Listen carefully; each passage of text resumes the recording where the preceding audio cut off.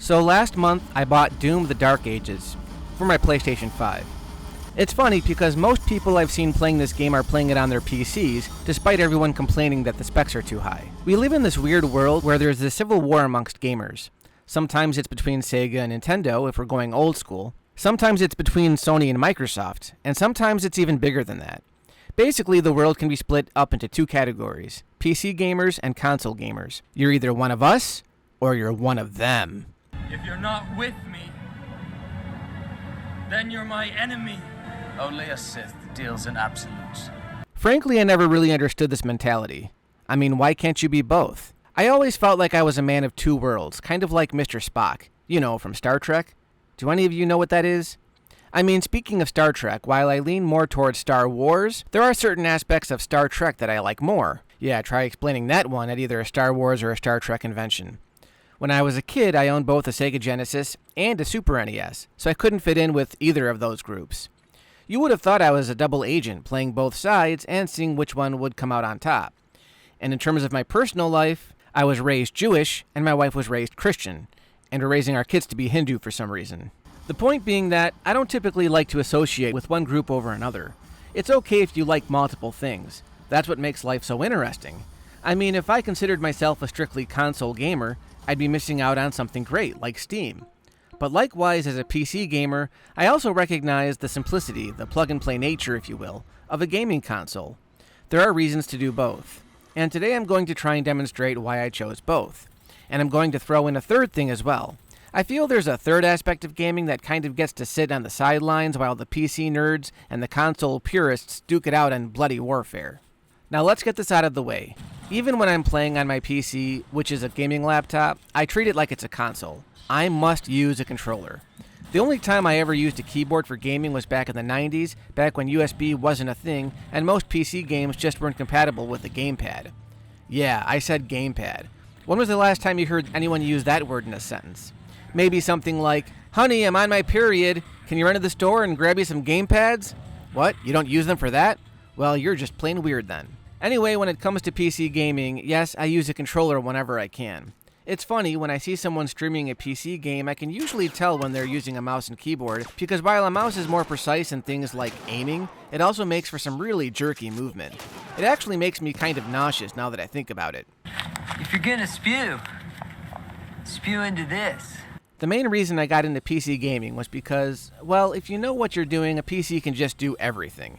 Sure, I can browse the web, watch YouTube videos, as well as watch videos from other websites with the word "you" in the title. I can watch movies, write scripts for my videos, even do a fair amount of video editing. Let's see someone edit a video on their PlayStation. I'm sure it's been done before, but probably not out of convenience. But the main reason I got into PC gaming, honestly, was because of how far we've come with emulation. Yes, I have access to thousands of games on Steam, or the Epic Game Store, or GOG, or whatever, but I can also play just about every game ever made for just about any console. Ever. Again, I know you can do emulation on consoles, but not without jailbreaking or soft modding or whatever. It's more involved, and chances are you just aren't going to get the same experience on consoles as you do on a PC. Hell, I'd argue even emulation-specific devices just aren't up to snuff when compared to even a low-end PC when it comes to emulation. But also, I do enjoy tinkering with settings once in a while. As far as specs go, I've said before that this is not a technical channel, so you won't hear me listing specs that often. But to give you an idea of what I'm working with, I bought my laptop in 2021. It's got a 10th generation i7 processor, which has 6 cores and 12 threads. It's got the RTX 2060 with 6 gigabytes of VRAM, obviously it's the mobile variant, and 16 gigabytes of DDR4 RAM clocked at 2900 megahertz. If you're a tech enthusiast, obviously this setup isn't going to blow anyone's socks off. But I have to say, 4 years later, I'm still impressed with how much juice I can get out of it. I've heard people knock the RTX 20 series graphics cards, but I don't know. So far, there isn't a game I've run into that won't run. That's not to say that it'll run everything smoothly at 60 frames per second. As much as I'd like it to, it is a 5-year-old laptop, and like always, I have to make compromises. But I've never been able to afford a top-of-the-line $2,000 gaming PC, let alone a high refresh rate monitor. The refresh rate of my laptop screen is 144 Hz, but most games, even at low settings, won't ever reach that. Don't get me wrong, older games like BioShock Remastered will go well beyond that, but here's something about me. When it comes to frame rates, I really don't notice a ton of difference between 60 FPS and 100 FPS. That's just me. If I'm playing a game at 30 FPS and suddenly I jump to 60 FPS, I really won't notice a huge leap in visual fidelity. Where I do notice the difference is in how a game plays. I will notice how much smoother a game feels when I get up to 60 FPS. The big one for me is Final Fantasy VII Rebirth. While I love this game, it does feel a bit stuttery on my system, even at the lowest settings. If I cap the game at 30 FPS, it won't run as smoothly, but the performance does seem a bit more consistent, but because there are fewer frame drops. If I cap it at 60, oftentimes it will dip into the 40s, especially when I'm in a crowded area, but I will notice that it does feel a bit more smooth, which is what I prefer. Even on the PS5, I prefer the performance mode over the graphics mode because the improved frame rate feels so much more smooth, especially during combat. The game is playable either way, but there's always going to be a compromise. However, I should point out that most of these types of games do play better on the PlayStation, and my laptop cost more than twice the price of a base PS5. The Last of Us is pretty much the same story. While I can get it to run pretty smoothly on my rig, it runs optimally on PS5. I understand that the PC port has some issues like an unacceptably long shader caching cycle and much longer load time, so maybe I should give it some leeway. This is a game that seems to run pretty well on both my PC and console, but if I had to go with convenience, the PS5 is all around a smoother experience. Now, with 6GB of VRAM, not to mention an older CPU, newer AAA titles seem to want more demanding hardware. 8GB of VRAM seems to be the new minimal requirement, but despite this, I'm still able to get some level of performance out of my games. Indiana Jones and the Great Circle technically shouldn't be able to run on my rig. In fact, when I go to start it up, right after the opening title screens, it crashes and tells me I don't have enough VRAM. I did find a workaround though. I have to go into the game settings and change the texture pool size. After I do this, the game will start up and I can change the settings as I'd like. However, I have to do this every time I want to start up the game. Even then, to get any kind of decent performance, I have to run everything at mostly low settings. So, visually, I'm taking a hit, but I can get anywhere from 40 to 75 FPS, and you know something? On a 17-inch panel, it really doesn't look that bad, and it's still fun to play. Sure, if I had bought the game on console, it probably would have looked and ran better, but this was a game that I was more curious about than anything, and I can still have a pretty good time with it. Now, there are a lot of PC enthusiasts who will knock consoles because they don't give you the option to really tinker with the settings, but also because they just can't rival PC games when it comes to graphics and performance. They're not wrong, but they also kind of are wrong. For me, and for many gamers, it all comes down to price versus performance. When I bought my laptop, it wasn't an impulse buy. I did my research, and when I found this rig compared to other gaming laptops in this class, I thought the price was reasonable for the performance. Remember, this was 2021, and I bought it right as the 20 series graphics cards were being phased out for the then new 30 series. I knew that if I spent another $400, I could get something more powerful, and I really wasn't even sure if for the price, if it would even compare to the flashy new PS5. But I knew that it would be leaps and bounds better than my current laptop, which ran a 965M. It had more CPU cores, it would be great for emulation, and I figured it would run the new Cyberpunk 2077 pretty well, which it did. The thing was, even at that price point, I knew I wasn't going to be able to run the game at ultra settings with ray tracing at 100 FPS. It would have been nice, but that just wasn't going to be possible with what I paid. So I took the laptop home, I set it up, and I had a great time. So yes, PCs, when all decked out, will run games that look and play better than on console, but you're not going to build a decked out gaming rig for the same price as a console. You're just not.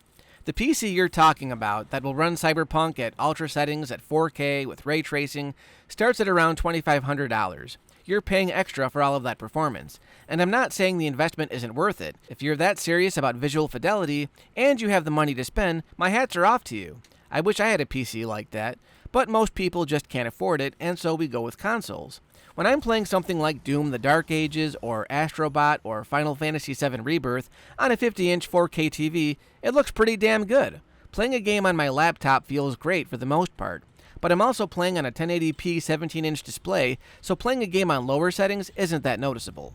And to be honest, even though most games play better on PS5, 90% of the time I'm playing on my laptop, with a controller, and I'm having a lot of fun despite some performance hiccups, and I'm at home most of the time. But I love the idea that if I have to travel somewhere, I can just pack up my laptop, put it over my shoulder, and go. That's not quite as simple with a big desktop rig or even my big bulky PS5. It's all about convenience. Now with that out of the way, let's talk about my choice of console. Over the years, I've owned just about every major console there is at some point. I even own a Wii U. I didn't buy it until the very end of its life cycle, but there it is. I'm not really loyal to any one company. Whatever games appeal to me, that's where I typically shell out my hard-earned dollars. There's a debate that's being had about how these big companies just aren't innovating. They're basically just coming out with newer iterations of the same thing over and over. That's why Nintendo is coming under fire for the Switch too. Well, that's one of the reasons Nintendo's coming under fire. But you could argue that Microsoft and Sony have been doing that for 2 decades. You can call the new Xbox whatever you like, it's just a more powerful version of the console that came before. But somehow with the PlayStation, I just feel that the games have always spoken to me more than the other players. Don't get me wrong, I'll always be there for the new flagship Mario game, and Mario Kart doesn't count. Give me a proper follow-up to Mario Odyssey and we'll talk. But as limiting as this console generation has been with original titles, playing something like Astrobot, which is arguably the best title on the PS5, just puts a smile on my face. It gives me a warm, fuzzy feeling that I don't really feel in games these days.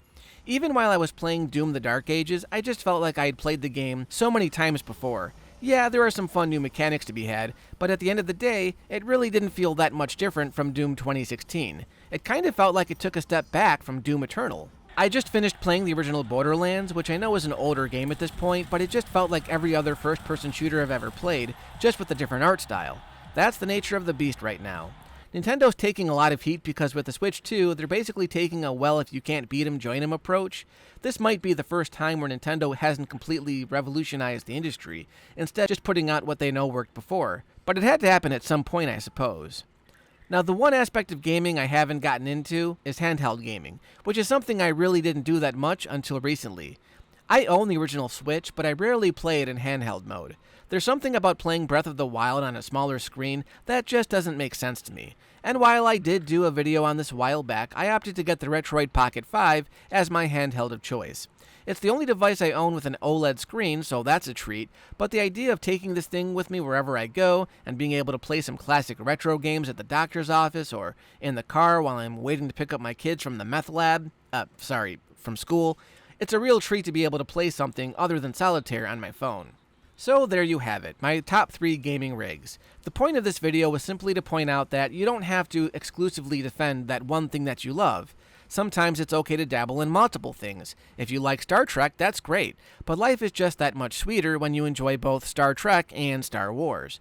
And sometimes it's better to have a variety of things to enjoy, and celebrate all aspects of those things, rather than spending so much time loving your one thing while bashing everything else. Just love what you own and keep on celebrating it. Life's too short to fight every battle. And one more thing. I don't do this for a living, which is why I only post content when I get an idea that I want to talk about. But if there's a topic you'd like me to cover, let me know in the comments. My channel is very small, so I can't review expensive tech at the moment, but if there's a certain topic you want me to weigh in on, I'd be more than willing to add to the discussion. And it doesn't have to be about video games either. Maybe you want me to talk about movies, which is kind of my other love, especially for older movies. Just let me know. Thanks for watching.